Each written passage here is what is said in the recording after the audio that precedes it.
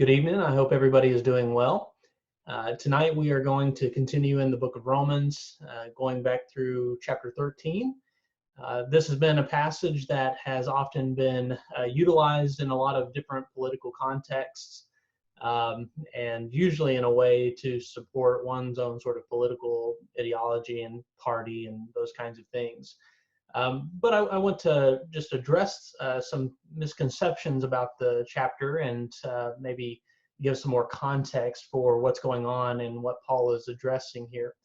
So let's read from Romans chapter 13. It says, "Let every person be subject to the governing authorities, for there is no authority except from God, and those authorities that exist have been instituted by God. Therefore, whoever resists authority resists what God has appointed, and those who resist will incur judgment. For rulers are not a terror to good conduct, but to bad. Do you wish to have no fear of the authority? Then do what is good, and you will receive its approval. For it is God's servant for your good. But if you do what's wrong, you should be afraid, for the authority does not bear the sword in vain. It is the servant of God to execute wrath on the wrongdoer. Therefore, one must be subject, not only because of wrath, but also because of conscience. For the same reason, you also pay taxes, for the authorities are God's servants, busy with this very thing. Pay to all what is due them, taxes to whom taxes are due, revenue to whom revenue is due, respect to whom respect is due, and honor to whom honor is due. Owe no one anything except to love one another, for the one who loves another has fulfilled the law. The commandments, you shall not commit adultery, you shall not commit murder, you shall not steal, you shall not covet, and any other commandment are summed up in this word, love your neighbor as yourself. Love does no wrong to a neighbor, therefore love is the fulfilling of the law. Besides this, you know what time it is, how it is now the moment for you to wake from your sleep. For salvation is nearer to us now than when we began as believers. The night is far gone, the day is near. Let us then lay aside the works of darkness and put on the armor of light. Let us live honorably as in the day, not reveling and drunkenness, not in debauchery and licentiousness, not in quarreling and jealousy. Instead, put on the Lord Jesus Christ and make no provision for the flesh to gratify its desires."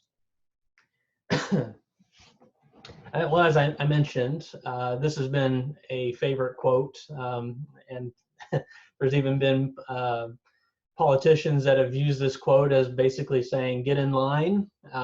We are chosen, and therefore you have to do what we say."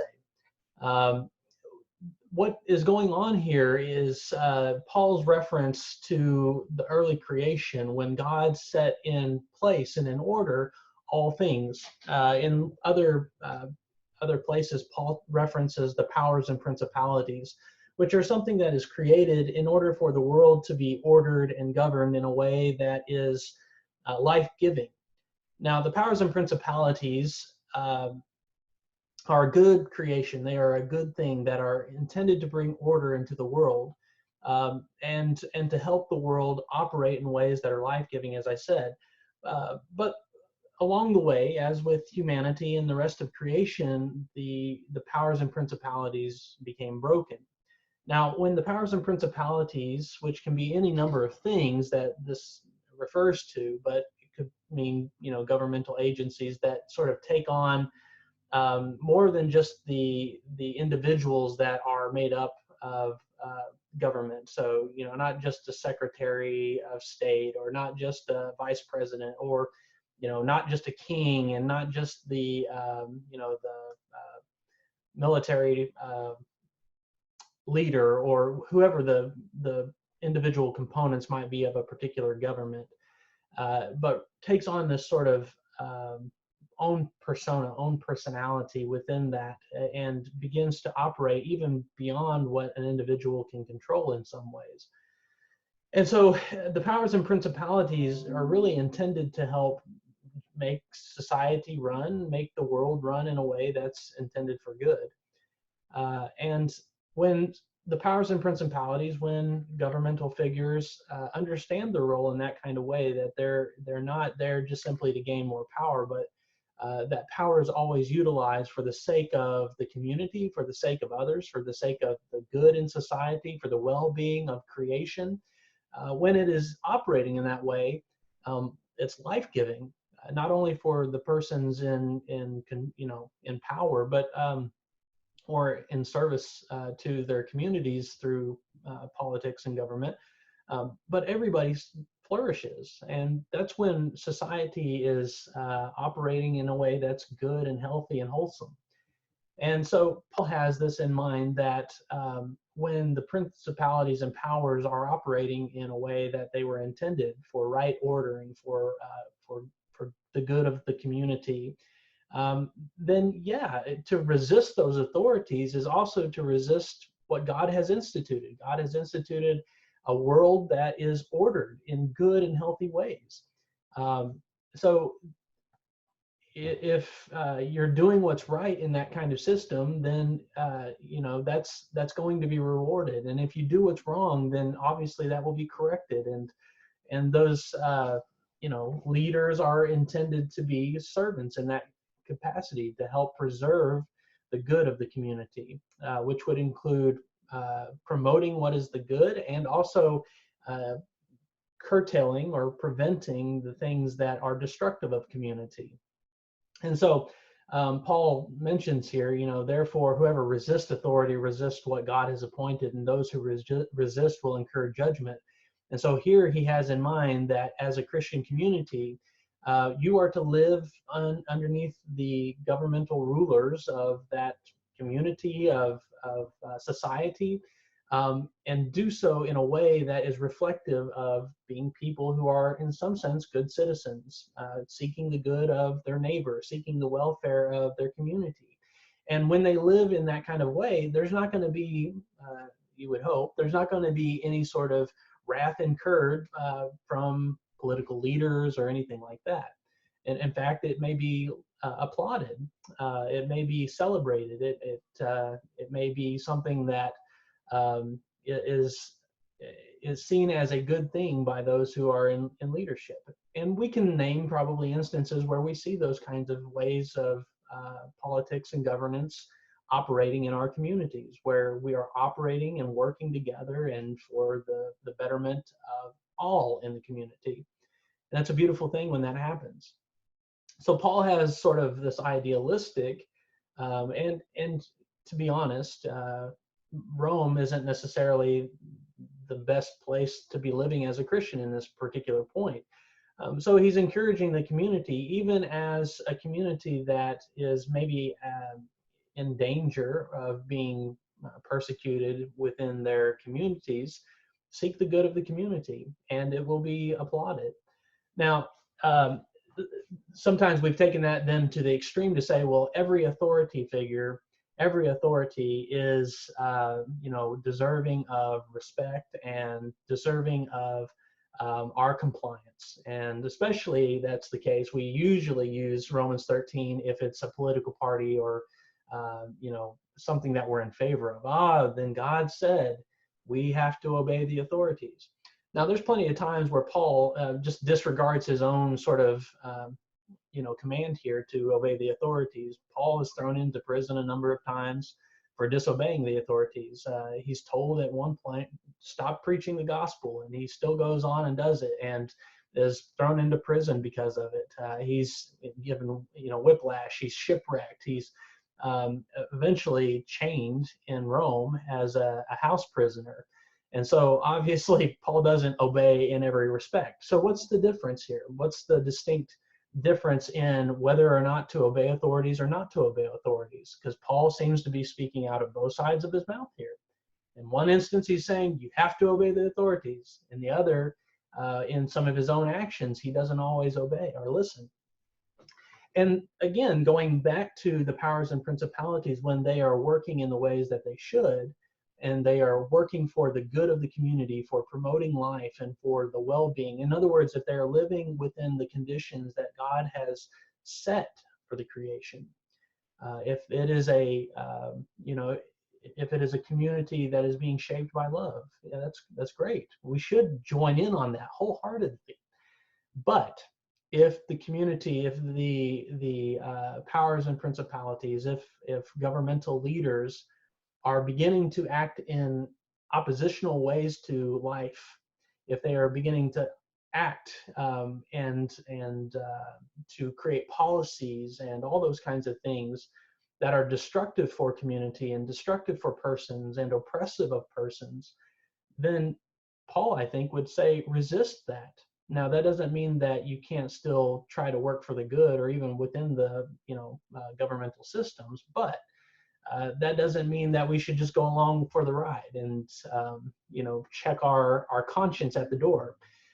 Rather, there is a greater law that's at work, even in Romans 13. Owe no one anything except to love one another, for the one who loves another has fulfilled the law. And then he talks about commandments that are to guide the community's life. Do not commit adultery, do not murder, do not steal, do not covet, or any other commandment can be summed up in this: love your neighbor as yourself. And so when governmental authorities or the powers and principalities are acting in ways that do not promote the love of neighbor, whether that's racism or sexism, whether that's the creation of policies that only promote poverty and those kinds of realities for people, then we should resist that. We shouldn't. That doesn't mean we have to fight fire with fire necessarily. We still act in love, but we act on behalf of a neighbor in love, and always, especially for those who are most vulnerable in society. So we participate with governmental authorities. We work with the powers and principalities when life is being when their policies and the way that they are sort of ordering society is meant for the good of community and is promoting life, then we work with that. Yes, certainly we work within that. And when it becomes destructive and debilitating for people and oppressive of people, then we begin to operate in other ways, not with a blind faith in our leaders, but remembering that we ultimately have one to whom we are accountable even beyond our governmental leaders, namely God. And God has called us to be a people of love, to love our neighbors as ourselves. And so Paul goes on in verse 10 to say, love does no wrong to a neighbor. Therefore, love is the fulfilling of the law. And love becomes the primary focus or lens, perhaps, by which we operate in our lives, regardless of our politics. Our politics, our ideologies get put to the side because love becomes the primary motivation. And if politics and policies are causing us or calling us to violate this law of love, then it's not something that we continue to pursue. We begin to operate in different kinds of ways. We even push back. We take the side of those who are most vulnerable. And Paul goes on to conclude chapter 13, and says this: besides this, you know what time it is, and so the time is imminent. How it is now the moment for you to wake from sleep, for salvation is nearer to us now than when we first began as believers. The night is far gone, the day is near. And then let us lay aside the works of darkness and put on the armor of light. Let us live honorably as in the day, not reveling in drunkenness, not in debauchery and licentiousness, not in quarreling and jealousy. Instead, put on the Lord Jesus Christ and make no provision for the flesh to gratify its desires. And so Paul reminds the community, even in the midst of being a community that is called to give respect, to give honor to our leaders, that we are ultimately under the lordship of Jesus, and that Jesus's lordship is far more important than other kinds of powers and principalities. And if it doesn't conform with who Jesus is, as one who forgives, as one who is merciful, as one who is loving, as one who is peace-seeking, well, then we maybe need to call into question our politics, and in a turn, begin to follow the way of Jesus, in whom we have been baptized. We have been crucified and buried with Jesus and risen to new life. And that new life begins now and not just simply in the future. It is a life that is marked by the cross. It is marked with not vengeance, but love. It is marked not with hoarding, but with generosity. It is marked not with quarreling, but with the exhortation and encouragement. It's not marked by jealousy, but in community and sharing. It's marked not as one being drunk and simply consuming in order to fill our lives, but one that is freely open and giving of all that we have. And so even in the midst of this, Paul is calling the community to a different kind of ethic than is often exhibited. So just to kind of summarize and wrap up, in the midst of this quarantine, we have heard a number of different statements, or at least I have, about whether or not we should listen to our governmental authorities who are saying stay at home. I've heard, statements about, having faith and that we shouldn't listen to all these concerns that are around us and, not meet and worship and all that kind of stuff, and that somehow we're being unfaithful in doing that. And in this particular case, I do think Paul's call is operational here to respect our leaders, to listen to those who are in authority. One, because they have been gifted, especially thinking of our medical leaders and medical staff who are saying so much about needing to enact precautions for the sake of the community, for the sake of limiting the spread of this pandemic and trying our best to, quote unquote, flatten the curve. That this is a moment where the governmental authorities are trying to preserve the life of a community, and they're working for the sake, working for the good, for the promotion of life. And in that case, I do think we need to, as best as we can, exercise faith in God by also listening to those who are in authority in this moment, because their motivation seems to be about the preservation of life and the well-being of community. And when that's the case, I think we need to join with them and to support that and to listen. And so, there was a recent story about a pastor that had met. They had a larger church and was spouting off several things about how they weren't going to get the virus. God was going to protect them, and they didn't listen to the authorities. And unfortunately, there were a lot of people that got sick, and the pastor was arrested. And of course, nobody brings up Romans 13 in that moment for a lot of people that were cheering him on. They didn't bring up Romans 13 in that moment.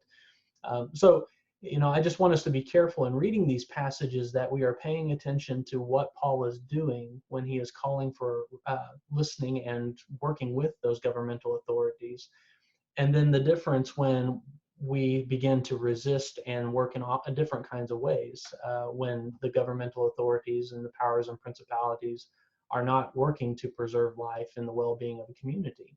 There's a difference. And so as we are thinking about these next weeks, as we are still under the stay-at-home order, I would encourage you to be praying for our leaders, especially our medical experts and people who are on the front lines dealing with this pandemic, who are serving our community, trying their best to give health and preserve life. We want to be sure to lift them up and encourage them. So if you know somebody who is, a nurse or a doctor, somebody who is working in a hospital or a care facility, and especially those that maybe are on the front lines, be sure to thank them. Let them know that you're praying for them. Pray for them by name, and then maybe drop them an email or a Facebook note or whatever you might do, and just encourage them. Let them know that you are grateful for the service that they are providing our community in the ways that they continue to work with the Spirit for life and for the well-being of this community. So thank you all for the ways that you are continuing to serve in your communities. Look forward to the day where we can be back together and celebrate that. But know that we are praying for you each by name, and we love you and hope that you have a blessed rest of the evening.